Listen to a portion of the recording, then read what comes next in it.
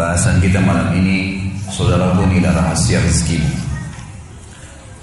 Sebelum saya mulai tema, saya ingin menyampaikan, duduknya saya di kursi ini bukan berarti saya lebih pintar teman-teman sekalian, tetapi kita berbagi sebagaimana sabda Nabi SAW, ad-dinun nasihat. Agama ini memang semuanya nasihat.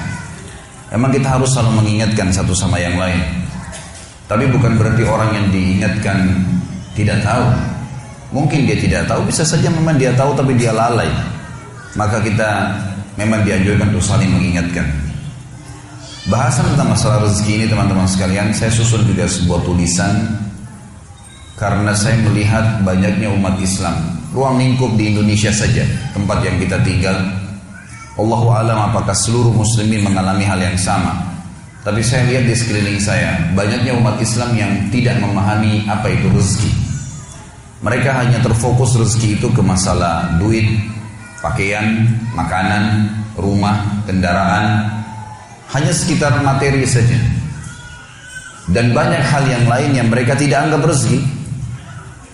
Padahal sebenarnya rezeki itu didefinisikan oleh para ulama dengan sangat luas. Segala sesuatu yang dibutuhkan oleh makhluk, dan makhluk di sini masuk di dalamnya manusia, jin, malaikat, apa saja, tumbuh-tumbuhan, hewan-hewan, dalam melalui roda kehidupan. Jadi semua itu masuk dalam masalah rezeki, baik di dunia maupun di akhirat nantinya. Jadi ruang lingkup rezeki sangat luas, dan rezeki ini yang menyiapkan dan tidak pernah habis stoknya dalam menyiapkan hanya satu, Allah Subhanahu wa ta'ala. Tidak pernah ada yang bisa menyiapkan kebutuhan seluruh makhluk non-stop dan tidak pernah habis stoknya kecuali Allah Subhanahu wa ta'ala. Dan memang belum pernah ada yang mengikrarkan itu. Kita pada saat haus cuma tahu minum, pada saat lapar cuma tahu makan. Nggak ada duit berarti minta, ada duit tinggal beli makanan dan makan, selesai, laparnya hilang, istirahat. Kita tidak pernah berpikir sebenarnya dari mana semua itu. Satu-satunya yang mengaku dan mengikrarkan kalau dia yang menyiapkan segala kebutuhan, bukan cuma manusia, adalah Allah Subhanahu wa ta'ala. Kita akan sebutkan beberapa dalil yang berhubungan dengan masalah itu. Yang pertama teman-teman sekalian, surah Az-Zariyat, surah nomor 51 ayat 56 sampai 58. A'udzu billahi minasyaitonir rajim. Bismillahirrahmanirrahim. Wa ma khalaqtul jinna wal insa illa liya'budun. Ma uridu minhum min rizqin wa ma uridu minhum ay yut'imun. Innallaha huwar razzaqu dzul quwwatil matin. Artinya teman-teman sekalian, aku kata Allah tidak menciptakan jin dan manusia kecuali untuk menyembah, mengabdi kepadaku. Apa yang aku perintahkan mereka jalankan. Yang aku bolehkan, halalkan, silakan nikmatin. Makanan, minuman, pergaulan, pendapatan, ekonomi, mendirikan sebuah negara, politik. Dan apa yang aku larang, semua ditinggalkan. Apa yang aku haramkan dijauhi. Itu mana daripada sembah. Aku nggak ciptakan jin dan manusia kata Allah kecuali untuk menyembah kepadaku, mengabdi. Dan aku tidak pernah kata Allah, ini di ayat 56, ayat 57-nya, aku tidak pernah meminta kepada mereka balasan rezeki. Kasus misalnya aku menyiapkan untuk mereka makanan, daging hewan yang bisa disembeli, kemudian mereka makan. Aku tidak pernah minta diberikan sebagian daripada rezeki itu. Aku memberikan mereka makanan, minuman, pakaian. Allah tidak pernah minta diberikan kepada Allah sesajen, diberikan sesuatu, dikembalikan kepada Allah. Allah nggak minta. Kata Allah, ma uridu minhum min rizq. Saya tidak butuh dari mereka rezeki itu. Wa ma uridu minhum ayyut'imun. Saya juga tidak ingin minta makanan dari mereka. Lalu Allah tutup di ayat 58, dan ini saksi bahasan kita. Innallaha huwar razzaqu dzul quwwatil matin. Sesungguhnya Allah itu adalah Razzaq. Razzaq ini teman-teman sekalian dalam bahasa Arab masuk dalam lingkup luasnya, semua kebutuhan. Kalau kita bicara masalah substansial kebutuhan, maka dikatakan razik. Sifat Allah juga razik.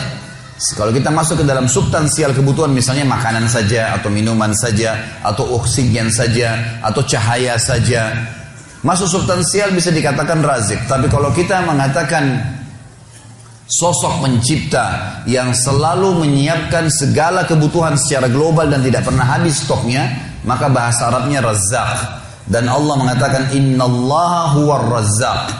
Allah itu adalah Razzaq, pemberi rezeki yang tidak pernah habis stoknya, dzul quwwatil matin, sebaik-baik tempat untuk bersandar. Saya kasih contoh teman-teman sekalian supaya lebih jelas realita lapangannya. Rezeki masuk dalamnya cahaya. Saya sudah pernah jelaskan pertemuan kita semalam, kalau seandainya tidak ada cahaya lampu ini sekarang, kalau siang hari nggak ada cahaya matahari, Anda pasti tidak akan bisa melihat saya.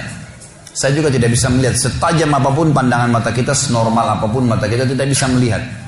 Karena cahaya ini ada, maka akhirnya kita bisa melihat. Cahaya ini adalah sebuah rezeki. Hidung kita menarik oksigen dengan gratis.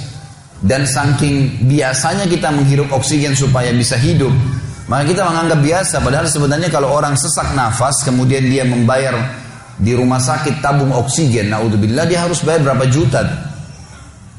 Kuping kita menangkap suara, anggota tubuh kita mencerna makanan yang kita makan. Kita cuma tahu mengunyah. Sistem sudah diciptakan, gigi kita, lidah merasa, kemudian gigi kita menghancurkan, kemudian kita telan di tenggorokan kita. Lalu setelah ditelan kita sudah tidak pernah tahu lagi mau kemana tuh makanan. Diproses secara alami. Dari mana proses ini? Kemudian yang dibutuhkan oleh tubuh maka akan masuk, diambil oleh tubuh kita sebagai nutrisi, dan yang tidak dibutuhkan keluar dalam bentuk kotoran. Kita tidak pernah tahu air yang kita minum yang mana jadi darah kita dan yang mana dari air jadi air seni kita. Kue yang kita makan, nasi yang kita makan, kita nggak pernah tahu yang mana jadi bagian anggota tubuh kita, yang mana jadi tija kita. Ya. Maka di sini ada sebuah sistem ya, yang diciptakan, dan ini tidak bisa ada manusia siapapun yang mengatakan dia yang buat itu. Mustahil ada makhluk yang bisa mengatakan itu. Karena kalau air dia minum, dia cuma bisa minum. Haus dia minum. Mau hewan, mau jin, mau manusia, haus minum. Dan dia tidak pernah tahu dari mana komposisi air ini. Kenapa kok harus air? Kenapa enggak makan misalnya kalau lagi haus? Dari mana sistem itu? Harus terbawa kepada sistem itu. Maka Allah memperkenalkan dirinya, dialah yang menciptakan kalian, dia juga yang menyiapkan seluruh kebutuhan kalian. Dan tidak pernah habis stok itu. Saya kasih contoh teman-teman sekalian. Saya tanya, Anda coba berpikir, merenungi di awal pertemuan kita ini. Pernah nggak teman-teman yang biasa interaksi sama pasar, menemukan pasar di Indonesia saja, di kota Anda masing-masing, pernah nggak menemukan ada pasar tidak ada sayur sama sekali? Atau buah habis sama sekali, tidak ada satupun jenis buah. Atau misalnya hewan yang biasa dimakan oleh manusia, ayam misalnya, pernahkah ayam itu habis? Penelitian teman-teman sekalian diadakan oleh sebagian ilmuwan muslim.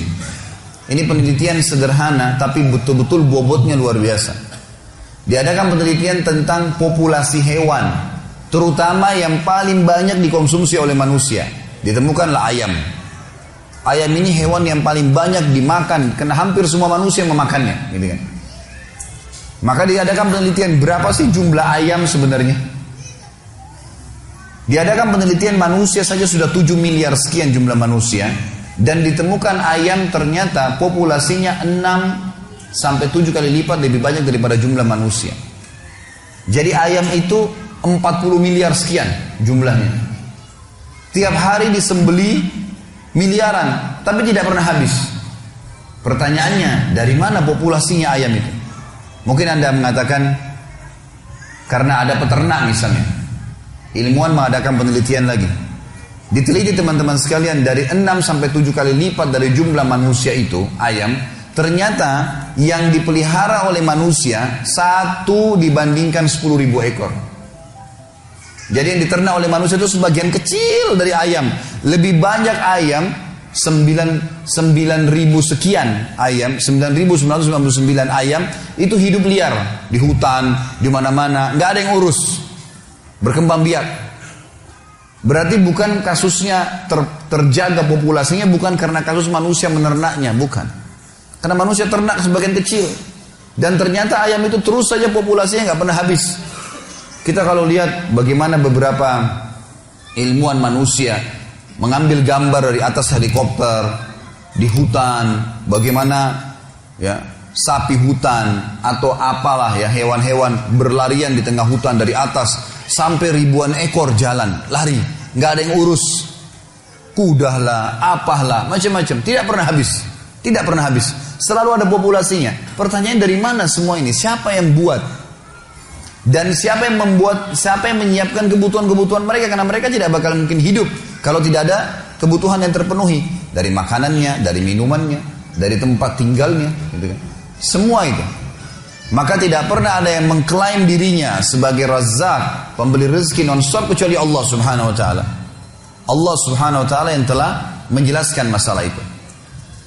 Kalimat ini juga mulia teman-teman sekalian. Innallahu war-Razzaq, kata Allah. Allah itu adalah sebaik pemberi rezeki yang non-stop, tidak pernah habis rezekinya, dan dzul quwwatin matin, sebaik-baik tempat untuk bersandar.